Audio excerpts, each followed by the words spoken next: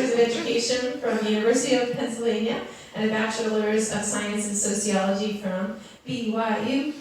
And he's an educator, speaker, and best-selling author, and is known for his unbounded enthusiasm and obsessive zeal, he said obsessive, not me, for cataloging life-changing truths and collecting perspective-expanding experience. He's lived in the Middle East and South America. He's visited almost 30 other countries. He tries to read 50 books a year. He's taught for Teach for America in an inner-city high school. He's also the founder of LearnEmpowerment.com, a business that helps individuals become confident, capable, and in control of their lives by packaging a broad range of knowledge into instantly applicable packets. If you were here last time he spoke, he had a lot of information packaged into these packets, so hold on, because you're going to get a lot out of this. Please welcome Kendel Christensen.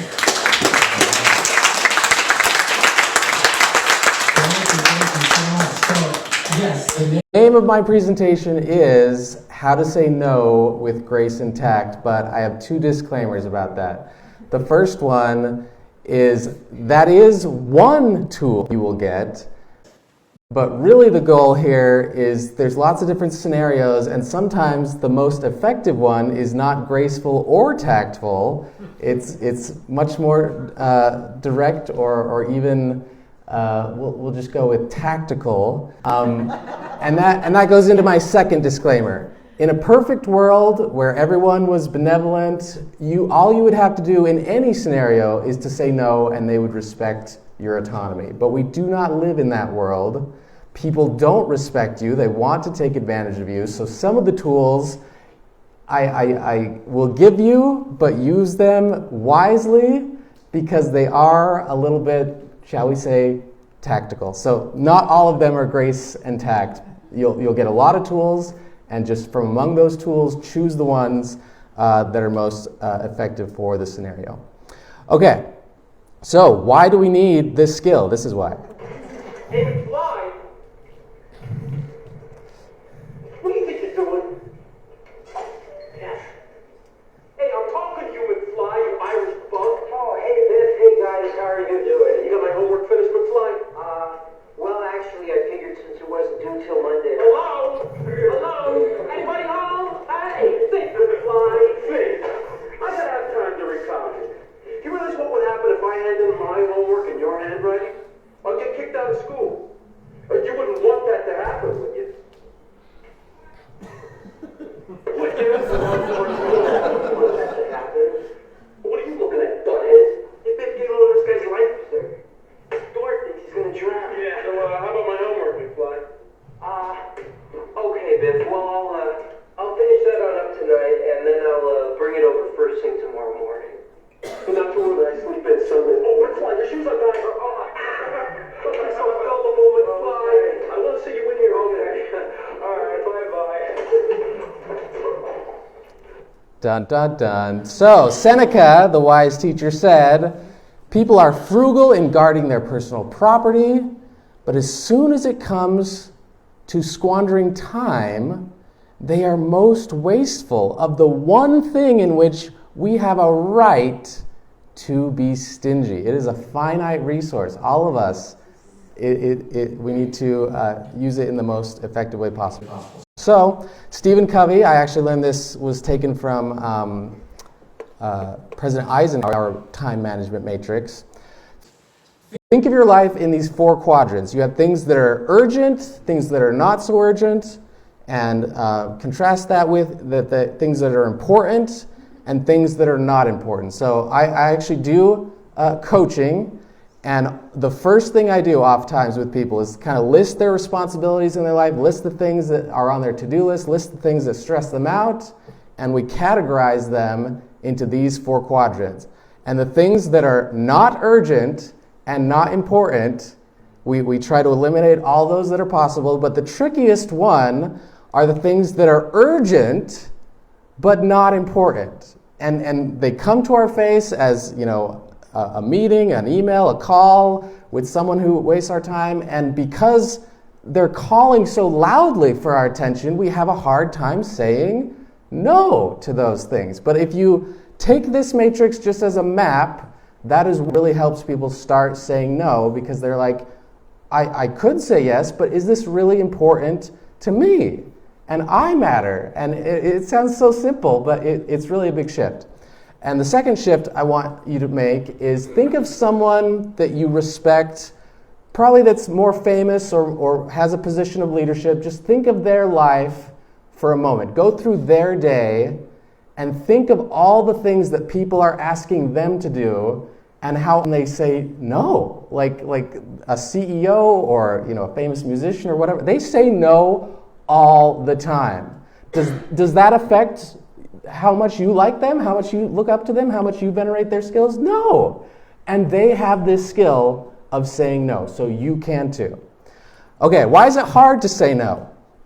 Well, I have some reasons. In our culture, especially here in Utah, and how I was raised, in order to be a good person, that is often associated with being a follower. You just go with the leader, you go with the flow, you follow the prophet, you follow the patriarch of the family.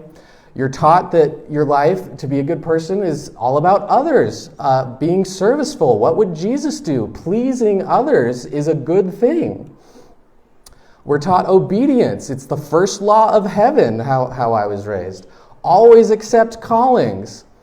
We live in an age that, according to author Natalie Liu, was known as the age of obedience. You don't question people older than you. The way you respect them is to do what they say without questioning.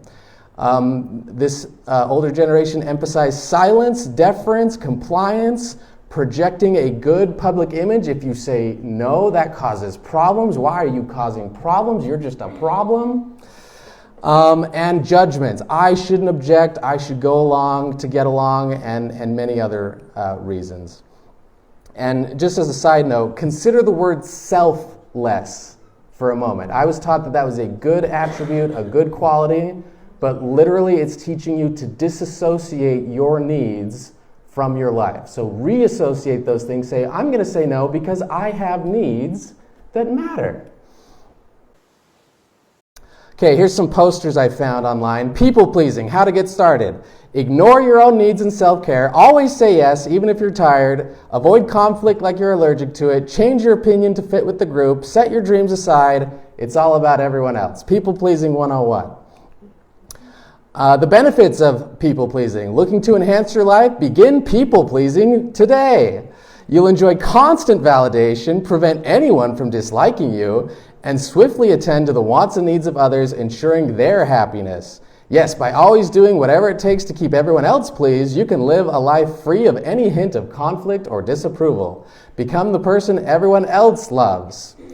And there are benefits to being a yes man. I mean, look at our world and how the people who just say yes to the leader get promoted, get positions of power. I mean, one of the lessons that I want you to take away from this, even though there's some nuance to it, is if you do, like me, have a problem saying no, realize that you are getting some benefits for it. Like, it's not all your fault, and there are good reasons for the behavior that you're doing. But I would attest, along with that, there are other things in life that you need to be saying yes to that are more fulfilling and more satisfying, and if you learn this skill, you can have the life that you want. Like this poster says, normalizing not trying harder when someone makes you feel unwanted. A lot of these tactics are for people that don't really have your best interest at heart. Okay, so some other shifts. Realize that there is a hierarchy to goodness. Just because something is good is not sufficient reason for doing it. The number of good things we can do far exceeds the time available to accomplish them. Some things are better than good, and these things should command our priority and attention. So when I work through this with clients, we have things that are like in the bottom matrix, not important, not good, but then you have things that are good, and then you have things that are better, things that are best, but the top things, the things that I want you to cultivate are the things that are vital. What are your values? What brings your life the most meaning? That is what you are protecting every single time you say no, and that mind shift makes all the difference. Okay, It's okay to say no. Don't feel bad. Thinking that everything is important, that every request from other people has to be answered with yes, will make 24 hours seem inadequate. In fact, there are very few things that you truly have to do. This category should include only the things that make you run, the things that you couldn't live or work without. Nothing else comes close to being crucial. Eli Broad. Okay, so here is kind of the whole presentation in a nutshell. We will get down to the nitty-gritty tactics in a moment. But here it is. You have to decide what your highest priorities are and have the courage, pleasantly, smiling, non-apologetically, to say no to those other things. And the way you do that is by having a bigger yes burning inside. So I've given you a few of those shifts, but you have to set some goals, set some priorities, have some projects always on the back burner that you can say, no, today I need to do this. It's for my life. Okay, so first tactic. This is hard because some people are going to kind of require a reason, but you for yourself, you don't need a reason. No is a complete sentence. So of these scenarios, which one do you personally, if someone approached you with this, makes you feel the best? Number one, if we don't get 7 people to sign up right now, we are canceling lunch. We need 7 people to help on Thursday, and you haven't helped in a month.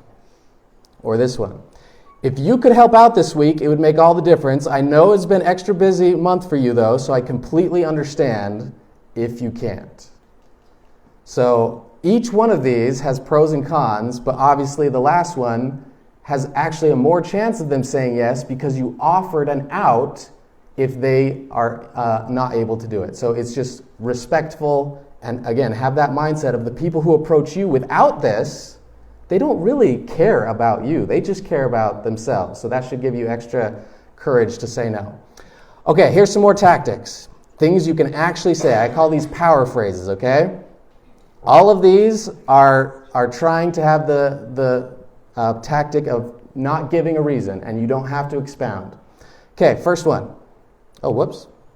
Oh, yeah. I thought they were going to come out one by one. So you'll have to count me out. That won't work for me. I'll get back to you if anything changes. Sorry, I'll have to pass.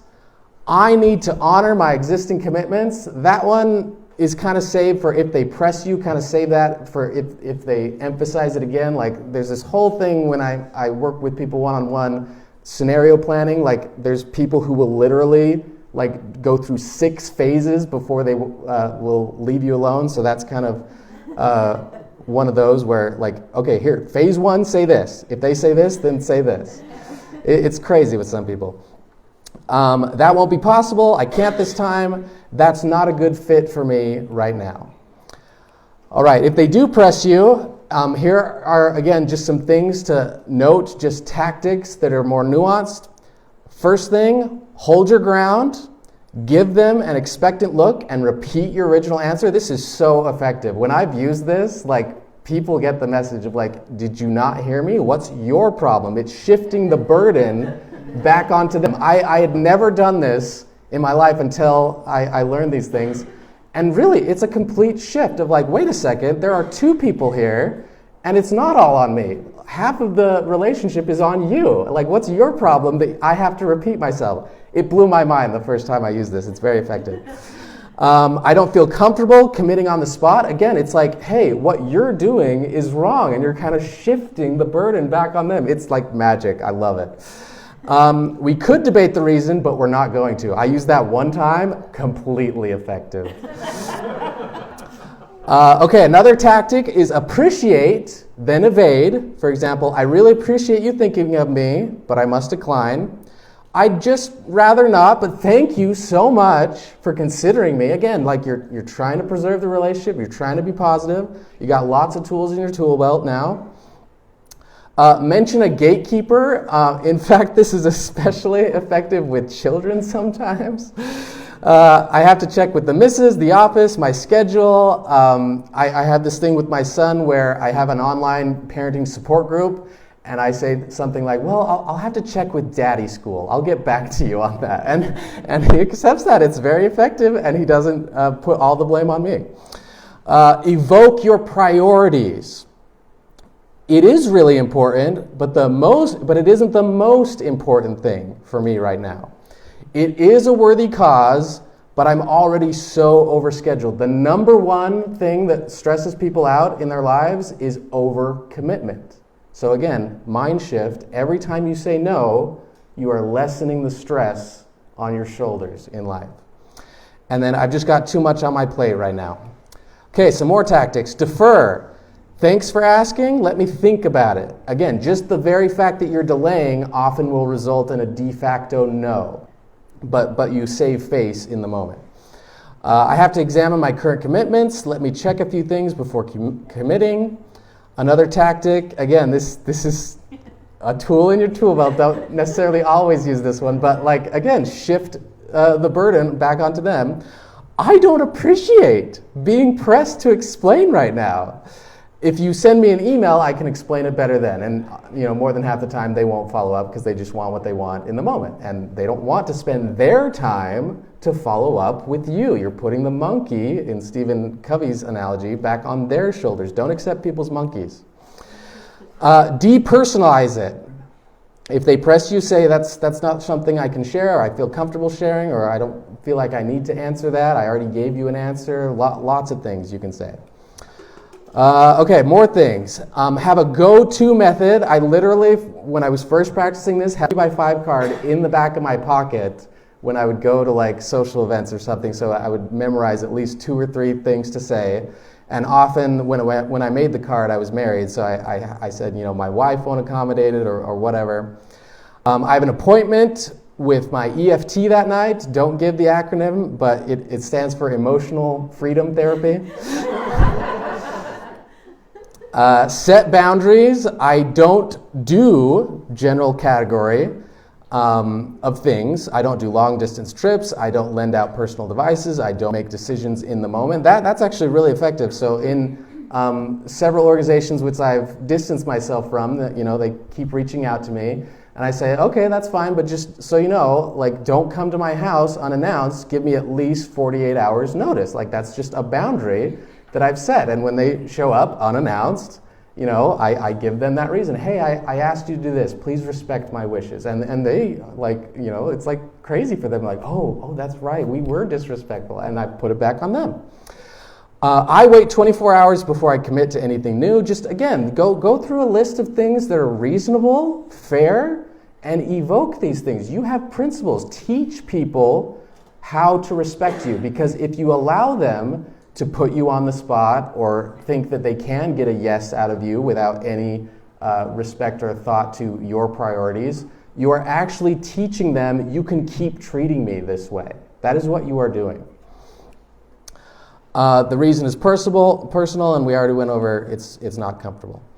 Okay, but you can, depending on your personality and what you want to use in your toolbox, you can be apologetic. I wish I could, but I have an appointment with my EFT that night. Again, don't say what EFT is. You don't have to, but it's one option. Offer another time. Again, if you do care about the commitment, this is one way to say, I can't do it on your schedule, but here's what my schedule will allow. I'm busy that day, but I could do this day instead. I'm just too involved with blank, but after this date, I'm much more available. Totally fair. Provide an alternative. I'm no help with this thing that you've asked me, but if you need someone for this, I'm happy to help with that. I'm your guy. I can't go with the group, but we can meet up sometime. Thanks for the invite, but let's just keep in touch on Facebook for now or something. All right, this again comes from my presentation with David Allen. So when you're setting your priorities, this is one tool to help you. So you have different levels of priorities and goals. So level 1 is just your next actions, the cat is out of food. I gotta get cat food today or the cat's gonna be hungry. That's your next actions, your immediate things. But if you zoom out from your life to 10,000 feet, What are your current projects? You know, I'm remodeling a house, or I'm, you know, going through my journal and organizing things by topic, or whatever things that you want to get done in the near term. Have a list of those things. 20,000 feet. What are my areas of responsibility? How do I be a better uncle, a better father, a better community moment member of Oasis? Like all the things that are important to you, list there. And then 30,000 feet. What are your goals? You know, for this, by the end of this year, I want to have read 50 books. Is, you know, something I always have on my list. How am I prioritizing and calendaring those things in my weekly and daily life? Like it sounds strange, but if you do that, it's a lot easier to say no. Be like, no, I have a commitment already in place in the calendar on that day, because you do. You are doing the goals that you want for your life. 40,000 feet is the vision, like what type of life and what goals will allow me to reach that type of life. And then the top level, according to David Allen, is your purpose. What is my reason for being? What are my values? And do all the things that I schedule and calendar and have as my goals align with my values? And again, I have seen when we go through this process, people find it much, much easier to say, that thing that is so important to you, like, that's great, but I have something way more important that I'm working on, and I'm going to do that. It is so much easier to say no when you have your life organized like that. So realize you have a higher purpose. This is your life.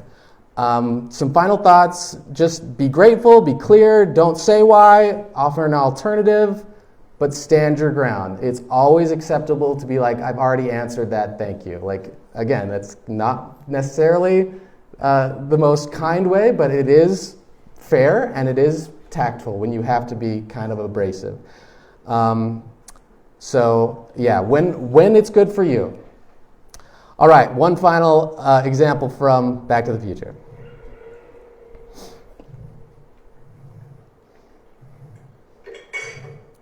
What? You're George McFly? Yeah, who are you? Say, what do you let those boys push you around like that for? Well, they're bigger than me. Stand tall, boy. Have some respect for yourself. Don't you know if you let people walk over you now, they'll be walking over you for the rest of your life. Look at me. You think I'm gonna spend the rest of my life in this slop house? Watch it, Goldie. No, sir. I'm gonna make something of myself. I'm going to night school, and one day I'm gonna be somebody. That's right. He's gonna be there. Yeah, I'm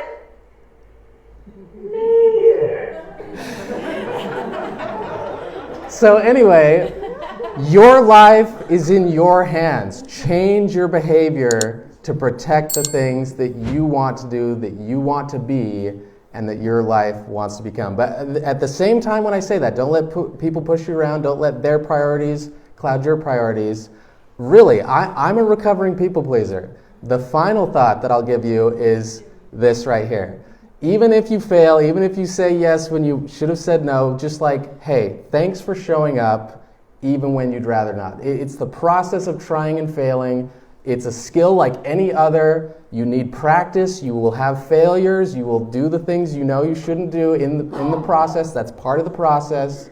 But I know that this skill is essential for any social human to learn if you want to have an effective life. So, but be patient and loving with yourself. Give yourself the same grace. Okay, that's my presentation. Thank you.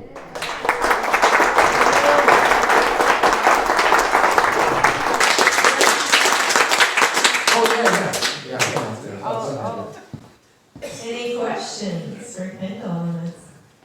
Not this time. You gotta go on it down. Could you help weed my yard next week? Sometimes a little humor is good too, I'm sure, on this. I had a friend who used to say, I like to, but sorry I can't, I had chicken for dinner. or another, sorry I can't, I have a bone in my leg. Just real non sequiturs. That might be an insult, but it might be humor too, if the right person might work. No, it's funny you mention that. I've actually done research on this. There's a study that they did because of how we're socialized And our tribalistic nature, like if someone from your tribe who you already have rapport with and a relationship of trust with, they've shown that like your reasoning part of your brain actually doesn't activate when you give them a reason. Like it doesn't matter what the reason is. The fact that you've responded and they get the social cue that it's a rejection, they don't actually process the reason. So there's studies on That this. could work. Look up saying no to using the copy machine. That's the study. Another thing, Barside had a cartoon that stuck with me. Someone said, I can't do it then, I can't do it next Thursday. No, how about never? Does that work for you? That's the New Yorker. Yeah, the New Yorker. The 31st of February, I'll do it. Oh man, I want to go with you, but no, I would go with you, but I don't want to. That's mine. Good. Anybody else? Questions, comments? This isn't exactly about people asking you to do something, but do you have any advice about saying no to people, family members, neighbors, etc., that are like harassing, I don't know, harassing or talking to you about church-related things all the time? And I'm sure other people have had this experience, and you want to say no to them, but they keep coming back, kind of thing. It's kind of not the same thing, but No, it's very similar actually, and that's one thing that when I do my coaching, we actually spend the most time on, is you need to speak to people in their language. So if you have a lot of people in your life, it would behoove you. Now at the age of AI, it takes 10 seconds. You literally go to AI and give them the scenario and prompt them to be like, using the scriptures from the Church of Jesus Christ of Latter-day Saints or quotes from general authorities, what are reasons I can give to say no? And they will spit out, well, this scripture says that you should prioritize this. This scripture says God prioritizes this. Use the scriptures, use quotes from general authorities to say no. One of my favorite go-tos is, well, I've pondered that already, and I received personal revelation that I shouldn't prioritize.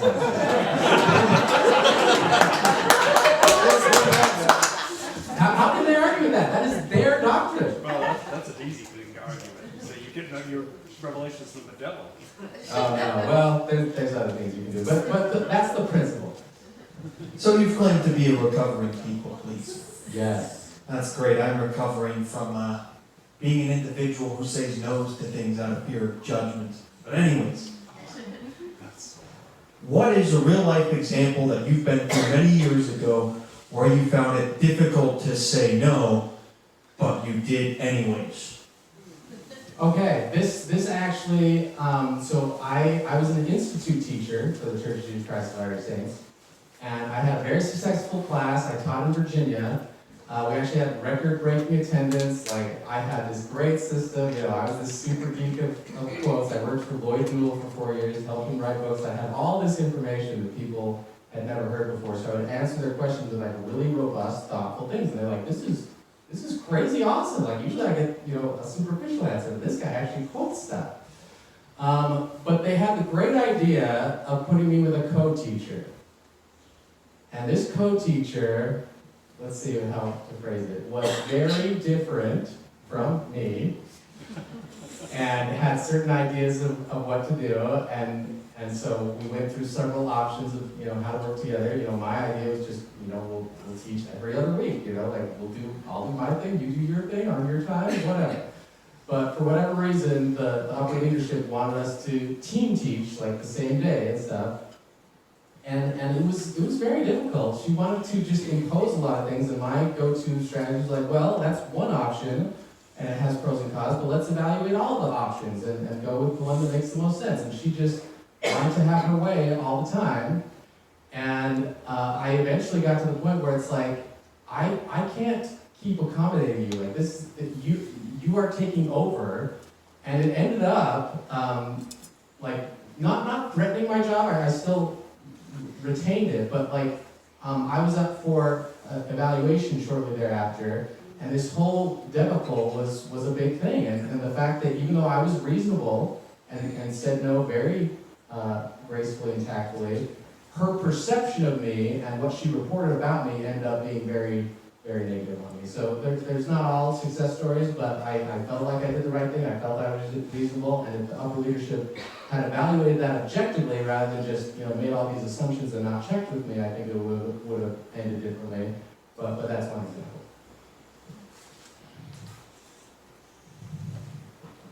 Kendall, thanks for sharing your brilliance.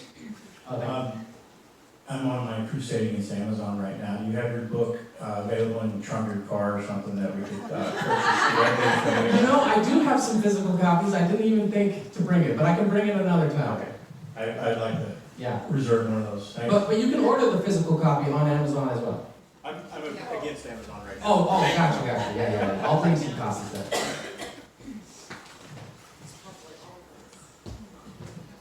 Hey, so a lot of my life I've had the opposite problem of of saying no too readily to things. I find it very easy to say no to things, so I just kind of do it. And one thing that resonated with me that you said that I've learned in my life is the give an alternative. I found that when I give alternatives to people, they're more likely to come back next time and invite me to something next time. So that's been a helpful skill that I've acquired.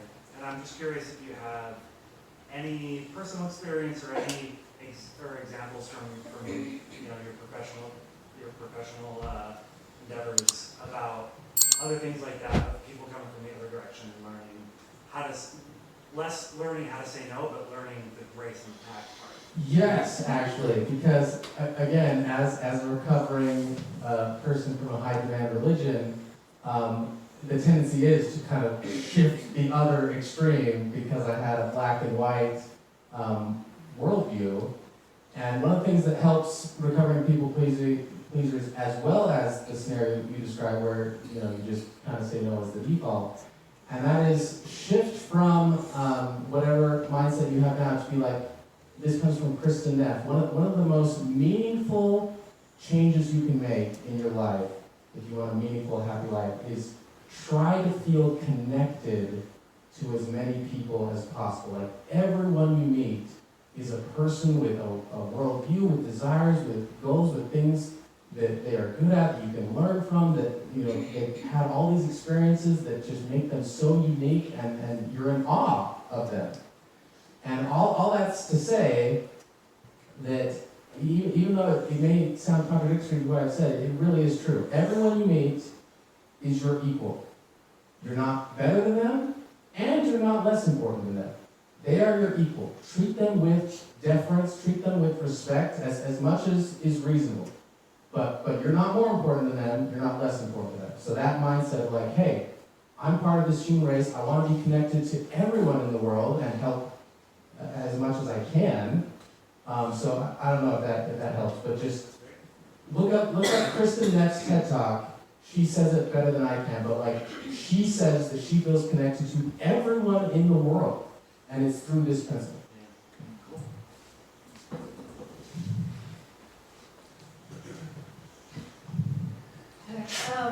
I noticed some of the things on there might have been like, maybe it's not like completely honest, or maybe it might be like a little bit of a manipulation, or like kind of like the gatekeeper thing, and maybe it's like a scapegoat, I'm just gonna blame this on somebody else, and I think sometimes that can like kind of turn in the wrong direction, maybe be a little self-sabotaging.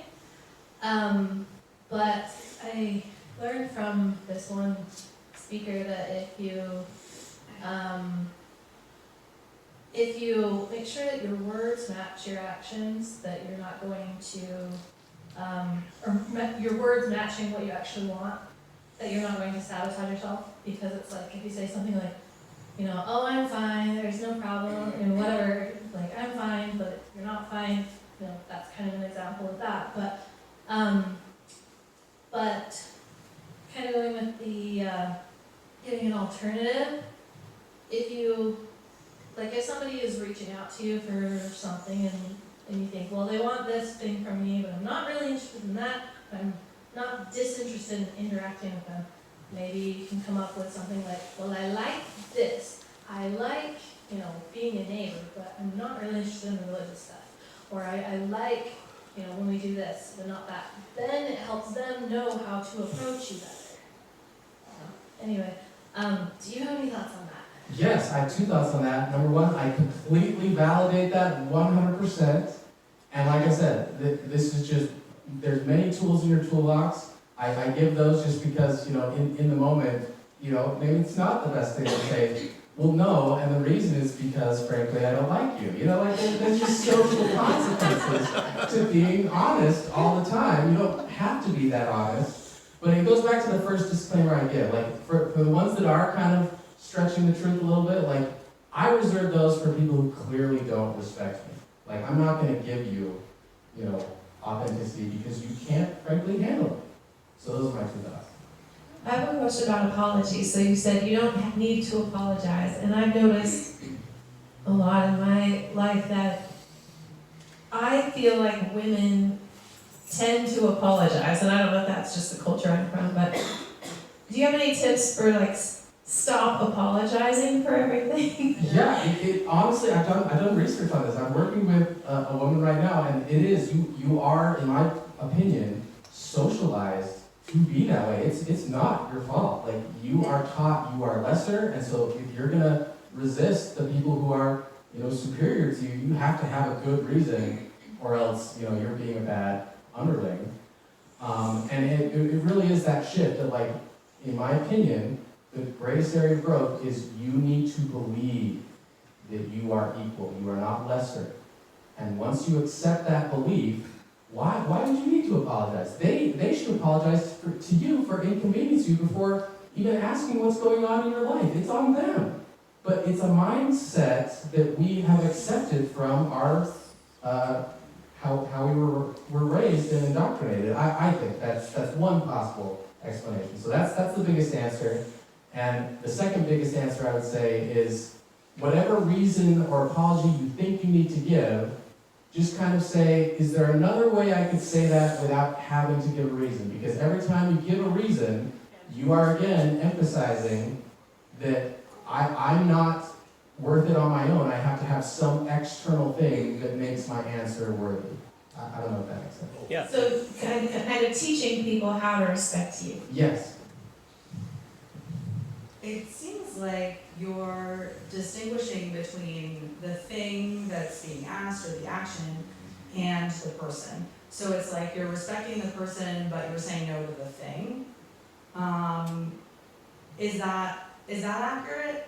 Yeah, as far as the possible tools, like sometimes you don't need to do that, but in most cases I hope that's what is the intent, yes. So, I mean, I'm trying to rectify, I'm trying to combine these two ideas, what you were saying in response to that gentleman's question about treating everyone as equal, and we want to appreciate everyone, and also having your priorities set and being able to say no to this person. Is that how those two, how do those two ideas mesh? Yeah, there's lots of ways you can do it. Honestly, the weird way I do it is I literally have my 24 hours and I divide it up, and I have a percentage that I will allocate toward okay, this week I want 7% of my time to help my fellow men in something that I'm not already inclined to do. I want to do something uncomfortable that I could very reasonably say no, but I want to expand the way that I serve others, if that makes sense. And so I have a pre-allocation for things like that. I'm like, oh, I want to say yes to this because it's already part of my priorities. Someone came to me with something I didn't expect, but I already planned for that. Does that make sense? Yeah, I mean, that's not quite what, I mean, I appreciate that. But I think that the thing that, so it sounds like the way that you're taking these two ideas together in terms of seeing other people as equal and appreciating everyone. So because not everyone has positive intent, right? Some people could take advantage of you. So you don't necessarily, even though you can acknowledge that this is a person and I appreciate their humanity, you don't necessarily want to give too much of yourself to being taken advantage of. Because it doesn't fit in your priorities. Yeah. Right, yeah. Okay, thank you. I'm Yeah. gonna think about this more. Thanks. Yep. Did you have something I speak pretty loud. Eliminating the word just. I started looking how often in my text, in my language, I would say, oh, it's just da-da-da-da. Or it's just, and I finally thought, I would look at what I had just typed out, and I would take just out, and it was much more clear, and it wasn't degrading it. And so, if that assists anyone else, yay, because it was very fascinating to me how that's in my language quite a bit, or my thinking process. And so, when you're speaking about, Angie was saying, and different ones you were saying about the demeaning in society, one of the things in your employment situation, it makes me wonder how much was that individual, and it sounded like she was female, that she thought it was like you were representing, whether probably very unconsciously, all the ways that she felt she had been looked over, could not lead something, could not She was uncomfortable putting herself first. correct. Yes, yes, and that is in society as a whole, not just LDS culture. It's very prevalent in LDS and patriarchal societies, but we have a lot of patriarchal societies in Western civilization. It's the default. So, so I was thinking, isn't it interesting to be able to step left and learn how to observe and figure out what else someone else is potentially processing. You don't have to figure it out for them, yet it may open up a pathway to be able to, come to a balance or whatever. You made a recommendation, say how to say no to the copy machine? Yeah, there's a study about people saying, there's a line for the copier, and just the different things that they say to get ahead of the line. It's a fascinating study. In the study, I tried to look it up, and AI started putting out, I wasn't going through AI, but that was the first result on Google that came up. And it was like, is it an actual study named that? I would like to look at that. I don't know the name of the study, but I know that's the content. All right, I'll try to find it. But yeah, if you don't find it after they email me, it's in the header I note. Yeah. All right, let's give